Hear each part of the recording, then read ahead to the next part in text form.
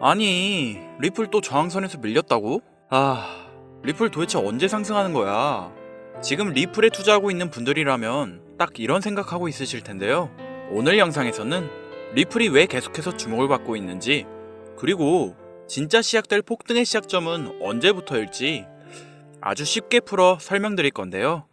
본격적인 설명에 앞서 저 영상 제작하는데 구독과 좋아요가 큰 힘이 된다는 거 아시죠? 저 정말 이거 하나 때문에 영상 제작하고 있는 건데요. 오늘도 역시 저에게 작은 관심 주셔서 미리 감사드리며 지금 영상 끝까지 시청 부탁드립니다.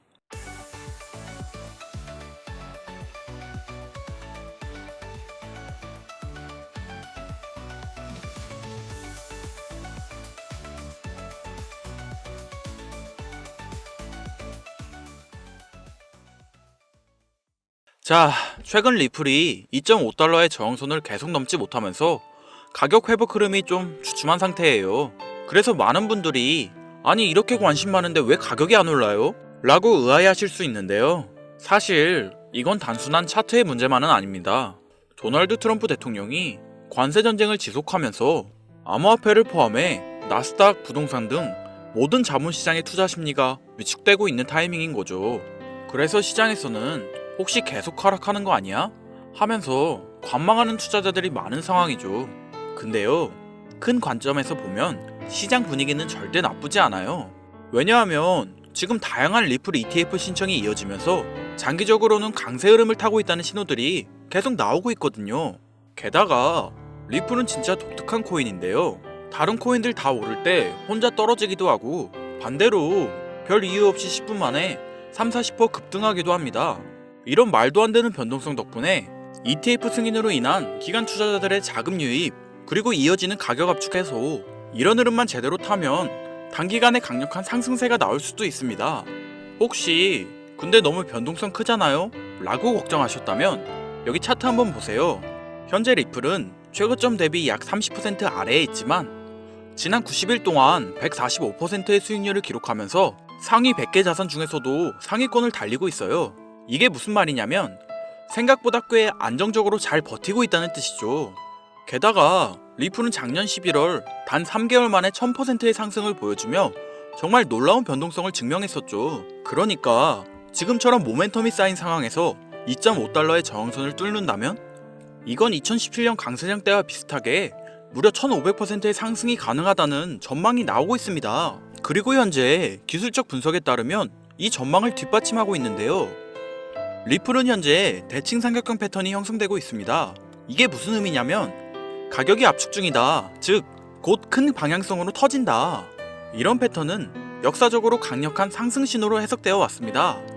지금 저항을 여러 번 테스트하면서 슬슬 올라갈 준비를 하고 있는 거죠. 이를 반영하듯 이미 글로벌 투자자들도 리플을 주시하고 있는데요.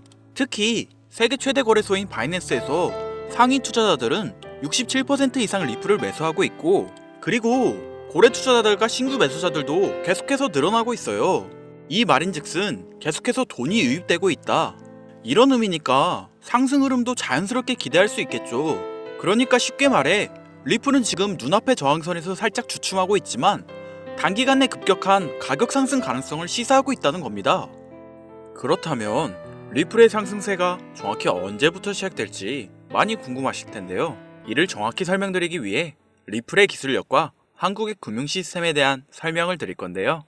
이제는 XRP라고 불리는 리플은 한국인들이 가장 많은 보유량을 가지고 있는 암호화폐입니다. 여기에는 몇 가지 이유가 있는데요. 한국은 금융기반과 디지털화폐 산업 발전에 많은 관심을 가지고 있습니다. 리플은 국제금융기관과의 협업을 강조하고 금융 시스템의 효율성 향상을 목표로 하는 특성을 가지고 있어 한국의 금융기관과 협업 가능성이 높다고 여겨지고 있죠. 특히 리플은 초당 처리 거래량이 코인들 중에 압도적인 속도를 자랑하기 때문에 국제금융거래에 최적화된 모습을 보여주고 있습니다. 한국인들이 좋아하는 빠른 속도와 안정성이 뛰어난 모습을 보여주고 있으니 수많은 한국 사람들을 매료시킬 만큼 매력적인 특성을 가지고 있는 것인데요. 이뿐만 아니라 과교통화로서의 가치가 높은 와중에도 수수료 또한 상당히 저렴합니다.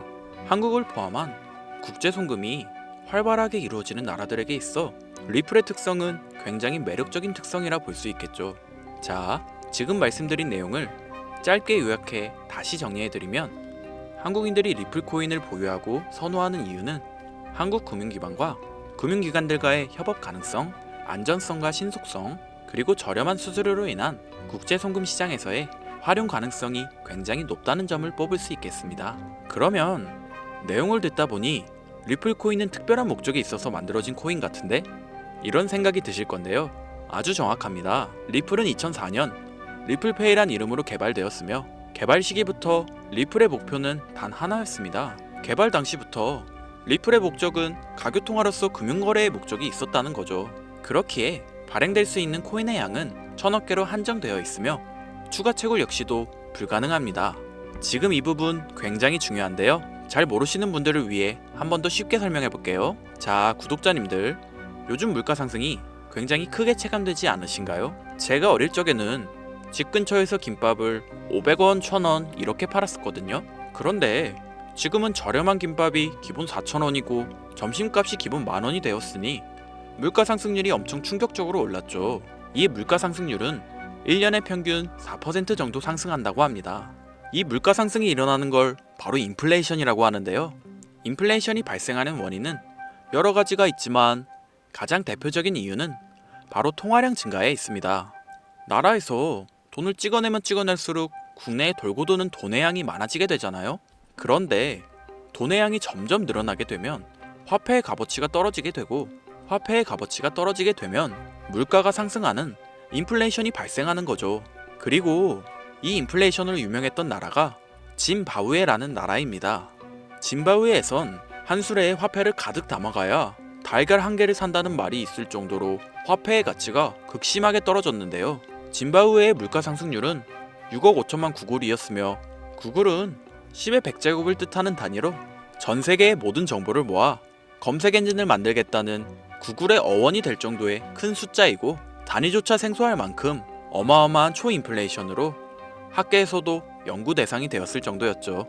이런 초인플레이션이 발생한 원인은 짐바브웨 대통령인 로버트 무가베가 국정 운영을 위해 돈을 무작정 찍어내서 충당하는 경제관념이 거의 전무한 수준의 충격적인 정책을 펼쳤기 때문이었는데요. 이를 통해 알 수 있듯이 인플레이션의 주된 원인은 통화량 증가로 인한 물가 상승인데, 은행이 존재하는 모든 나라의 금융 시스템 구조상 정도의 차이만 있을 뿐 인플레이션은 존재할 수밖에 없는 거라는 겁니다. 그런데 방금 말씀드렸다시피 리플은 국제 송금을 목적으로 만들어진 코인이다 보니 채굴을 할 수 없는 시스템으로 통화량이 늘어나지 않으며 총 코인 양을 1000억 개로 고정시켰다 보니 추가 발행이 불가능하다는 겁니다. 전 세계적으로 인기가 있는데 한정되어 있는 자산이다. 쉽게 말해서 가만히 있기만 해도 가치가 상승하는 시스템이라는 거죠. 예를 들면 금과 유사하다고 볼 수 있는데요. 수량은 한정되어 있고 시간이 지날수록 그 가치가 상승하는 점에서 금과 비슷한 자본 구조를 형성하고 있죠. 이처럼 독특한 구조를 지닌 금은 오랜 시간 동안 전 세계적으로 그 가치를 인정받아 왔었습니다. 그런데 이렇게 가치를 인정받아 온 금보다 리플을 더 상위 개념의 자산이라 판단하여 금에는 절대 투자하지 않았지만, 리플에게는 수많은 투자를 진행하고 있는 전설적인 투자 전문가가 있습니다. 많은 분들이 한 번쯤 들어보셨을 워렌 버핏인데요. 추정 자산이 약 860억 달러로 하나로 125조에 달하는 어마어마한 자산을 보유하고 있는 주식계의 살아있는 전설이며, 이 워렌 버핏의 회사로 유명한 기업이 바로 버크셔 해서웨이라는 기업입니다. 버크셔 해서웨이는 세계적인 투자 지주 회사로서 시총이 무려 1000조나 되는 어마어마한 규모의 회사입니다. 그리고 이 버크셔 해서웨이가 보유하고 있는 대표적인 회사가 바로 아메리칸 익스프레스죠. 아실 분들은 다 아실 텐데 미국에서 가장 큰 규모의 신용카드 회사이자 은행업을 중심으로 한 금융업의 대표주자입니다. 아메리칸 익스프레스는 워렌 버핏이 최대 주주로서 무려 20%가 넘는 지분을 보유하고 있으며, 벵가드 그룹과 블랙록이 각각 6.3%, 6.1%를 보유하고 있는 미국에서 알아주는 유망한 기업이고, 이런 아메리칸 익스프레스가 바로 리플의 핵심 파트너라는 겁니다. 지난 8월 아메리칸 익스프레스는 송금을 위한 수단으로 리플을 채택했으며, 이는 워렌 버핏과 리플이 공생관계를 가지고 있다는 거죠. 과거 워렌 버핏은 이런 말을 했습니다. 비트코인 전부 사기다. 그랬던 그가 주식 투자할 때도 가치 투자만을 고집하며 수백조가 넘는 돈을 벌어들인 전 세계에서 손에 뽑히는 부자인 그가 리플과 협업을 하고 리플을 매수하고 있다는 겁니다. 이게 참 황당한 일인 건데요. 어떤 느낌이냐면 코카콜라 CEO가 펩시 그거 우리 미치다라고 공식 선상에서 비아냥거렸는데 펩시의 계열사인 오렌지 주스를 홍보하고 있는 느낌이랄까요?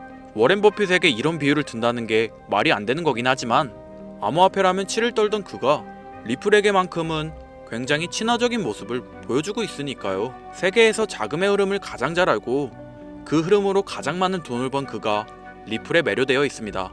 말이 더 필요할까요? 자, 그러면 자금력의 신인 워렌 버핏이 리플을 선택했다는 걸 알 수 있는 와중 권력의 신 또한 리플에 손을 들어주고 있는데요.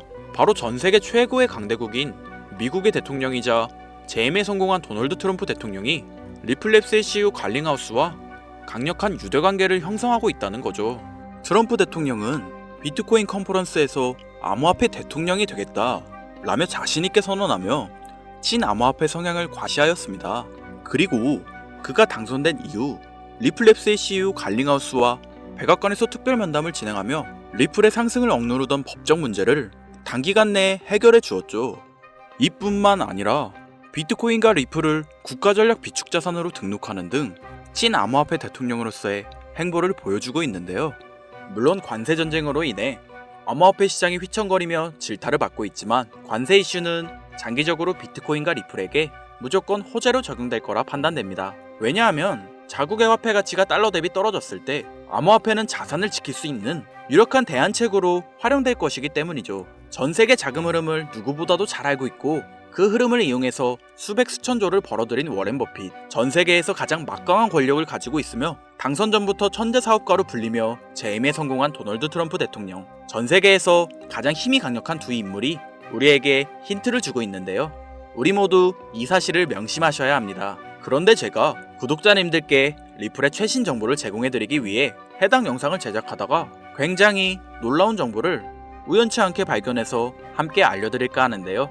해당 자료는 CBDC를 위해서 기반으로 삼을 가교통화 코인들의 적합성 및 미 연방지구별 논의사항을 보여주는 자료입니다.